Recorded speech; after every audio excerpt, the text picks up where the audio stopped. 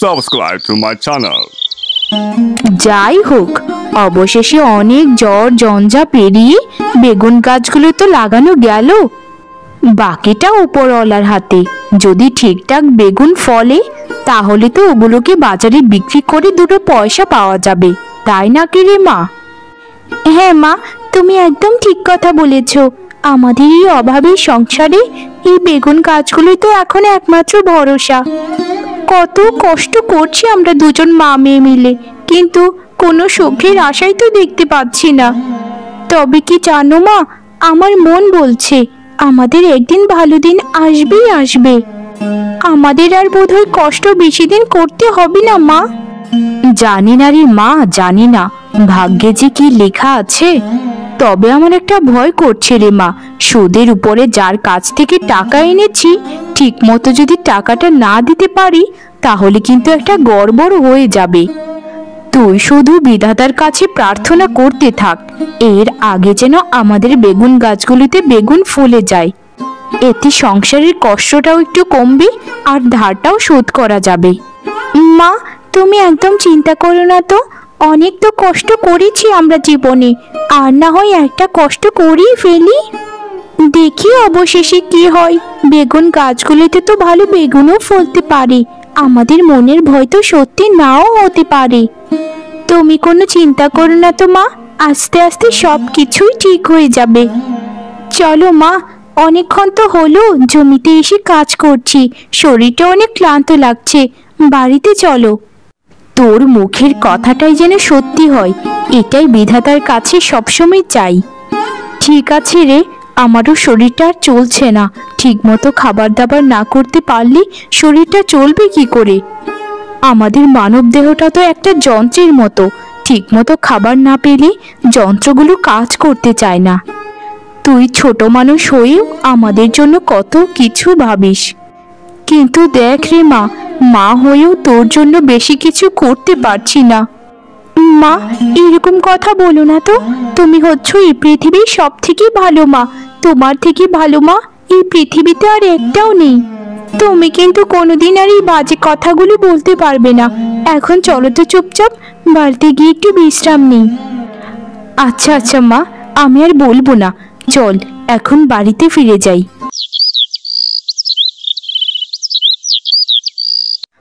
আজ সকালেও তোকে খাবার দিতে পারলাম না রে মা, তুই কি আমার উপরে রেগে আছিস বল? বেগুনের চারা আনতে গিয়ে সব টাকাই শেষ হয়ে গেছে, একটা টাকাও হাতে করে রাখতে পারলাম না। তোকে আমি খুব কষ্টে রাখছি, তাই না রে মা? তবে একটা কথা সত্যি, তোর বাবা যদি আজ বেঁচে থাকতেন এত কষ্ট তোকে কোনো দিন করতে দিত না। আমি কি করবো রে মা, আমি তো মা তোর। তোর কষ্ট আমি দু চোখ দিয়ে দেখতে পারি না, তবু ভাগ্যের কি পরিহাস দেখ, আমাকে করতেই হচ্ছে এসব। এটা তুমি কেমন কথা বলছো মা? এসব কথা তো আমি কল্পনাতেও কোনোদিন ভাবিনি। তুমি আমার মা, তুমি বলে যাচ্ছ, আর আমি কখনো বলেছি যে আমি কষ্টে আছি? এই পৃথিবীটা আমার নামে লিখে দিলেও আমি ততটা খুশি হব না যতটা আমি তোমার কাছে খুশি আছি। তো কি নিয়ে মামের মধ্যে এত কথা কাটাকাটি হচ্ছে শুনি? আমার কাছ থেকে যে 2000 টাকা ধার এনেছিলে সেটা কি দেবার মতো সময় হয়নি এখনো? এজন্যই তোমাদের মতো মহিলাদের কাছে আমি টাকা ধার দেই না। ভালোই ভালো আমার টাকাটা ফেরত দাও বলছি। দেখা যাচ্ছে বাড়িতে বাগানও করে ফেলেছো। বাবা, ভালোই তো উন্নতি তোমাদের। দাও দাও, আমার টাকাটা এক্ষুনি ফেরত দাও, নাহলে কিন্তু এই বেগুন গাছগুলো সবগুলো তুলে বাড়িতে নিয়ে চলে যাব। তোমাদের এখন সুখের দিন এসেছে, আর আমাদেরকে মনে রাখবেই বা কেন? আরে না না দাদা, আপনি যেরকমটা ভাবছেন সেরকমটা নয়। আমাদের বাগানে যে বেগুনের চারাগুলো দেখছেন সবগুলো আমি সুদের উপর টাকা এনে এগুলো লাগিয়েছি। আমি নিজে থেকে টাকা কোথা থেকে আনবো বলুন? আমাদের এই বাড়ির জমিটা ছাড়া আমাদের কি আর কোনো পথ আছে বলুন? আর বিশ্বাস করুন দাদা, আপনার টাকার কথা আমি একদম ভুলিনি। আমি ভেবেছিলাম যে আমাদের বাগানে যদি ভালো মতো বেগুন ফলে তারপর সেই বেগুন বিক্রি করে আপনার সব টাকাই শোধ করে দেব। আপনার কথা আমি একদম ভুলিনি দাদা, বিশ্বাস করুন। আপনি আমাদের বিপদের সময় 2000 টাকা ধার দিয়ে আমাদের মা মেয়েকে বাঁচিয়েছিলেন। শোনো এ রতনের বউ, তোমাকে আমি টাকা দিতে চাইনি, তুমি আমার হাতে পায়ে ধরে টাকা এনেছিলে। শোনো, আমি আর তোমাকে 7 দিন সময় দিলাম। এই 7 দিনের ভেতর যদি আমার টাকা ফেরত না দিতে পারো, তোমার বেগুনের চারা কিন্তু আমি তুলে নিয়ে যাব। আর যা যা করার আছে সবকিছু আমি করে নেব। এই বাড়িটাও থাকবে না তোমাদের। কাকু, এরকম নিষ্ঠুর কাজ করবেন না দয়া করে। আপনি যদি এরকমটা করেন তাহলে আমরা থাকবো কোথায় বলুন? মা তো বললই কাকু, আমাদের বেগুনগুলো হলি তারপর আপনার সব টাকাই শোধ করে দেব। আর তবুও যদি না হয় আমরা যে কোনো মূল্যে আপনার টাকাটা শোধ করব, কোনো চিন্তা করবেন না। আমার বাবা নেই কাকু, এরকম অত্যাচার আমাদের উপর করবেন না, আপনার পায়ে পড়ি। আমাদেরকে একটু বুঝুন কাকু, একটু বুঝুন।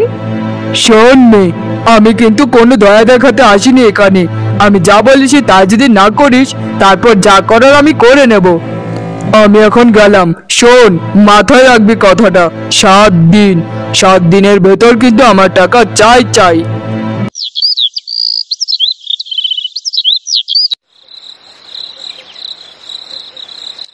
মা, সারাদিন খাইনি ঠিক আছে, কিন্তু রাতের বেলায় না খেয়ে ঘুমালে কি ঘুম হয় বলো? কত চেষ্টা করছি মা একটু ঘুমোবার, কিন্তু চোখগুলো তো লাগছেই না। ও মা, ঘরে কি কিছুই নেই খাবার?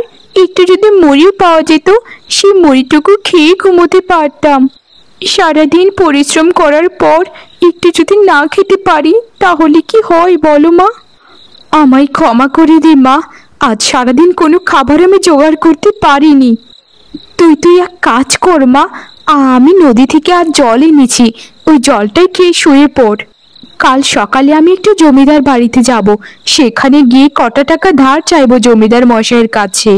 একটা সময় তোর বাবা জমিদার বাড়িতে কত কাজ করেছে, কত আপন ছিল জমিদারের, কিন্তু এখন যখন তোর বাবা মরে গেল, জমিদার মশাইও আমাদেরকে ভুলে গেলেন। একেই বলে নিয়তি রে মা, নিয়তি। পুরুষ মানুষ যদি সংসারে না থাকে তাহলে নারীদের কোনো মূল্য নেই সমাজে। মা, তুমি যখন জমিদার মশাইয়ের কাছে যাবে টাকা ধার নিতে, তখন যে সকালে কাকুটা এসেছিল 2000 টাকা নিতে, ওনার টাকাটাও নিয়ে এসো, কারণ লোকটাকে আমার একদম সুবিধার মনে হলো না মা। আমাদের সেই সাশ্রয়টুকু যদি উনি কেড়ে নেন তাহলে আমাদের আর কিছু করার নেই, আমাদের গাছতলা ছাড়া কোথাও জায়গা নেই থাকার। এটা তুই ঠিক বলেছিস একদম মা। তাহলে আমি কাল খাবারের টাকা সহ 2000 টাকাও চাইবো জমিদারের কাছে। দেখি না গিয়ে, জমিদারের মনটা গললেও তো গলতে পারে। আর আমি টাকাটা তো এমনিতেই আনছি না, ধার হিসেবে আনছি, আবার দিয়েও দেব। আচ্ছা মা, সকাল পর্যন্ত একটু অপেক্ষা কর দয়া করে, একটু জল খেয়ে ঘুমিয়ে পড় না। সকাল সকালে আমি যাব জমিদার বাড়িতে। কাল সকালে দেখবি আমি জমিদার বাড়ি থেকে ফিরে তোর জন্য অনেক অনেক খাবার রান্না করব, তখন তুই পেট মন ভরে খাবি। এখন চল মা, 2 মামি মিলে ঘুমিয়ে পড়ি।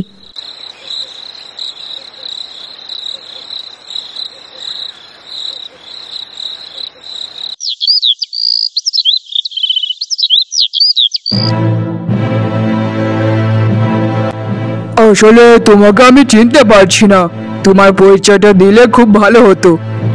আমি হচ্ছি এই গ্রামের জমিদার। আমি নাম ধাম ছাড়া কারোর সঙ্গে কথা বলি না। পরিচয় দিয়ে কথা বলা শুরু করলে আমার সুবিধে হয়, বুঝেছো? আমাকে আপনি চিনতে পারছেন না জমিদার মশাই? আপনার এখানে যে রতনমালী কাজ করত, তারই আমি বউ।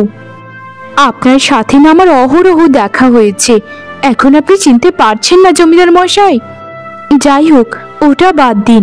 আমার স্বামী রতনকে তো আপনার নিশ্চয়ই মনে আছে, তার সাথে তো আপনার খুব ভাব ছিল। ও আচ্ছা আচ্ছা, এখন চিনতে পেরেছি। ওই যে রতন মালির বউ তুমি। আরে রতন খুব ভালো ছিল, আমার সঙ্গে খুব ভালো সম্পর্ক ছিল তার, কিন্তু হঠাৎ করে যে কেন মরে গেল সেটাই বুঝতে পারি না। তা রতনের বউ, তুমি কেন এসেছো আমাদের এখানে? কোনো সমস্যা হয়েছে নাকি? খুলে বলো তো আমায়। সমস্যা বলতে জমিদার মশাই, আমার কিছু টাকা লাগবে, আমাকে দয়া করে কিছু টাকা ধার দিন। আসলে আমার দিনকাল এত খারাপ যাচ্ছে, এত অভাবের মধ্যে যাচ্ছে যে কি বলবো আপনাকে। লোকজনের ধারে টাকা আজও শোধ করতে পারিনি। আমার স্বামীর অসুস্থতায় সব কিছুই খরচ হয়ে গেছে। এখন আমি নিঃস্ব জমিদার মশাই, নিঃস্ব। ও আচ্ছা, তা বুঝতে পেরেছি। কত টাকা লাগবে? আর তোমার মেয়েটাই বা কি করে? বিয়ে দিয়েছো নাকি? এখন আমাদের টাকার একটু সমস্যায় চলছে বই কি। জাহাজ ভর্তি জিনিসপত্র কিনে ফেলেছি যে, তাই জমিদার বাড়িতেও একটু টানাপোড়ান চলছে। কত লাগবে বলো তো? আসলে জমিদার মশাই, আমার মেয়েটা তো এখনো অনেক ছোট, তাকে বিয়ে দেইনি এখনো। আর আমার 3000 টাকা হলেই চলবে। একজন আমার কাছে টাকা ধার পান, তার টাকাটা যদি 7 দিনের মধ্যে শোধ না করতে পারি তাহলে কিছু একটা গড়বড় হয়ে যাবে। তখন আমার মেয়েটাকে নিয়ে আমাকে রাস্তায় বসতে হবে জমিদার মশাই। তাই আপনার কাছে অনুরোধ, আমাকে 3,000 টাকা ধার দিন। আমি একটা ফসলি জমি করেছি, সেখানে বেগুনের চারা লাগিয়েছি। ওখানে ঠিকমতো ফসল ফললে আপনার টাকাটা ফেরত দিয়ে দেব। 3,000 টাকা? তোমার কি মাথা খারাপ হয়ে গেছে? অত টাকা আমার কাছে এখন হবে না বাপু। আর 3,000 টাকা নিয়ে তুমি বা কি করবে? জীবনেও শুনিনি বেগুন ক্ষেত করে 3,000 টাকা আমাকে শোধ করে দেবে। আমাকে কি পাগল পেয়েছো? জানো 3,000 টাকার মূল্য কত? আমি তোমাকে সর্বোচ্চ 2,000 টাকা ধার দিতে পারি। আবার তোমার স্বামীর সঙ্গে আমার একটা ভালো বন্ধুত্ব ছিল বলেই দিচ্ছি, না হলে তোমাকে জীবনেও আমি 2,000 টাকা দিতাম না। আর তোমাদের মতো গরিব মানুষদের তো একদমই না। তা নেবে নাকি 2,000 টাকা? আচ্ছা ঠিক আছে জমিদার মশাই, তাহলে আপনি 2,000 টাকাই ধার দিন। আমি আগে জানতাম না যে জমিদারদেরও নাকি অভাব হয়। অভাব তো হয় আমাদের মতো গরিব মানুষদের। আমি আপনার টাকাটা যথাসময়ে ফেরত দিয়ে দেব, কোনো চিন্তা করবেন না। দাদা, ও দাদা, বাড়িতে আছেন নাকি? একটু বাইরে বেরিয়ে আসুন, আপনার সাথে আমার একটু কথা আছে। আপনার টাকাটা আমি ফেরত দিতে এসেছি দাদা, দয়া করে একটু বাইরে আসুন। আরে কি হয়েছে রতনের বউ? এই অবেলা এসে চিল্লাপাল্লা করছো কেন আমার বাড়ির সামনে এসে? কিসের জন্য এসেছো তাড়াতাড়ি বলো আমাকে, আমার এত সময় নেই তোমার কথা শোনার। এই ধরুন টাকাটা। তা টাকাটা তো ধরেছি, এখানে কত দিয়েছো বলো তো? এটা কেমন কথা বলছেন আপনি দাদা? আপনার তো 2,000 টাকাই পাওনা, সেই টাকাটাই আমি দিয়েছি। আপনি দয়া করে গুনে নিন, এখানে 2,000 টাকাই রয়েছে। জমিদার মশাইয়ের হাতে পায়ে ধরে এই টাকাটা আমি ধারে নিয়ে আপনাকে দিলাম। কি বলছো এসব? মাত্র 2,000 টাকা? কিন্তু তোমার কাছে তো আমি সুদ আরো 1,000 টাকা পাই। তুমি আমাকে মোট 3,000 টাকা দেবে, বুঝেছ? দাও দাও, আর 1,000 টাকা আমাকে তাড়াতাড়ি দাও, না হলে কিন্তু তোমাদের আর রক্ষে থাকবে না। এসব কি কথা বলছেন আপনি দাদা? আপনি তো দেখা যাচ্ছে বেঈমানের থেকেও বেঈমান। গতকালকেই তো আপনি বলেছিলেন যে আমাদের কাছে 2,000 টাকাই পান, তাহলে একটা রাত পেরোতেই কিভাবে আপনি বলছেন যে 3,000 টাকা? হে ঈশ্বর, মানুষ যখন বিপদে পড়ে তখন বুঝি এভাবেই মানুষ মানুষকে ঠকায়। এরকমটা বলবেন না দাদা, আমরা গরিব মানুষ। আপনারা যদি এরকম করেন বড় লোকেরা, তাহলে আমরা কোথায় যাব? আমাদের তো মৃত্যু ছাড়া আর কোনো পথই খোলা দেখতে পাচ্ছি না। দয়া করে আপনি বলুন যে আমার কাছ থেকে আরো 1,000 টাকা কিসের নেবেন? গতকালকে বলেছেন এক কথা, আর আজকে বলছেন আরেক কথা। তুমি একদম মিথ্যা কথা বলো না। আমি গতকালকে 3,000 টাকার কথাই বলেছিলাম। তোমার মাথা ঠিক নেই, বুঝেছ? যাও যাও, তাড়াতাড়ি এখন কি আমার আরো 1,000 টাকা নিয়ে এসো। ধাপ্পাবাজি করার জায়গা পাও না, তাই না? আমার কাছে সব চলবে না। আমি ধাপাবাজি করছি না, আপনি আমার সাথে করছেন। আপনি যা করছেন সেটার বিচার একদিন বিধাতা করবেনই।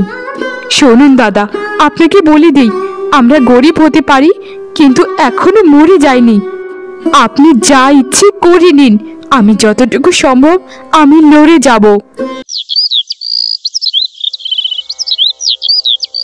এইসব তুমি কি কথা বলছো মা? ওই কাকুটা এরকম কথা কিভাবে বলতে পারি?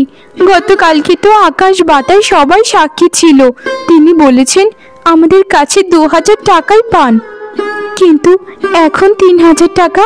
কোন আক্কেলে চাইছি তোমার কাছে? আমি তো কিছুই বুঝতে পারছি না। মা, সবাই কি আমাদের বিরুদ্ধে লড়ে চলেছে নাকি? চলো মা, আমরা এখান থেকে চলে যাই কোথাও। এই সবাই যদি মিলে আমাদেরকে বাড়ি থেকে তাড়িয়ে দেয়, এর আগে আমরা চলে যাই।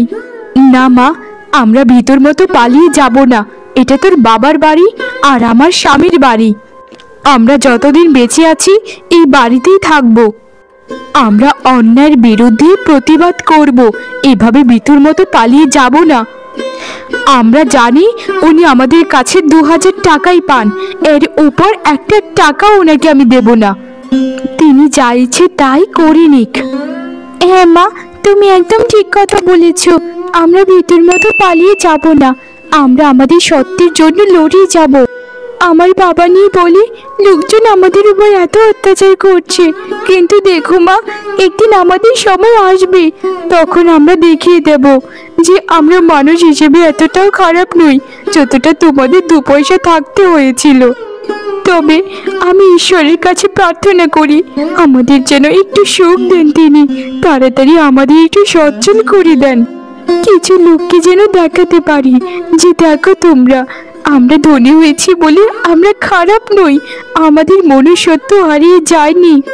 এখনকার মানুষের 2 টাকা হলেই নিজেদেরকে যে কি মনে করে কে জানে। সবকিছু বিধাতার হাতে রেখে দে মা, তিনি আর বিচার একদিন করবেন।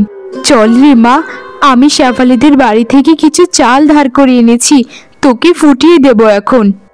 তারপর ভাতের মধ্যে একটু জল ঢেলে একটু নুন দিয়ে খেয়ে ফেলিস, দেখবি খুব ভালো লাগবে।